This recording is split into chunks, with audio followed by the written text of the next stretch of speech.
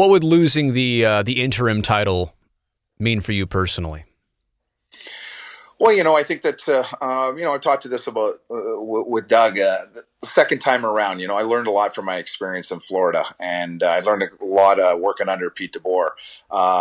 You look at the guys that have gone through the league in their second time around, like, Craig Berube, who's won a Stanley Cup. I think you look at Sullivan in Pittsburgh second time Yeah. around.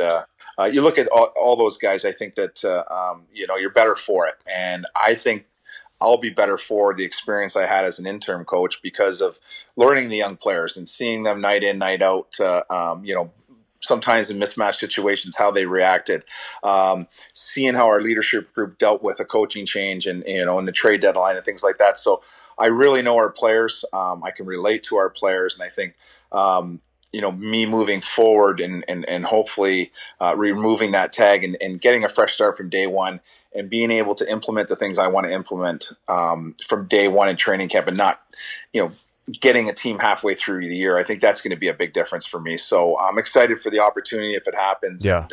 And I think that, a lot of the players would like to see that happen and give ourselves another chance. I don't want to jump ahead of the NHL. I know you don't want to do that either. But at this point, would it come as zero surprise if they just said the current season is done, there's no way to finish it? I also think even if it could start up tomorrow, it's not the right place in the world right now. There's bigger things and more important things going on.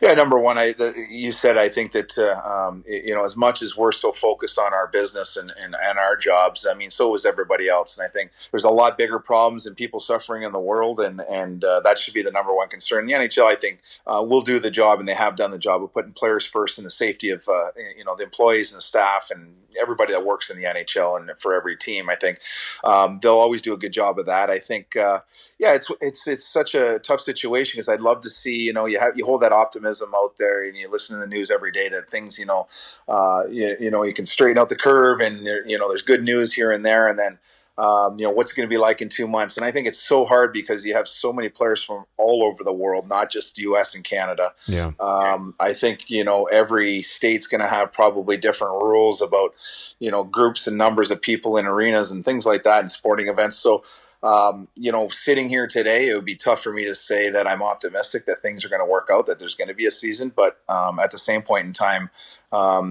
if we do go back to work, it means the rest of society is improving as well. And it's a good sign for everybody in the nation. So crossing my fingers it happens.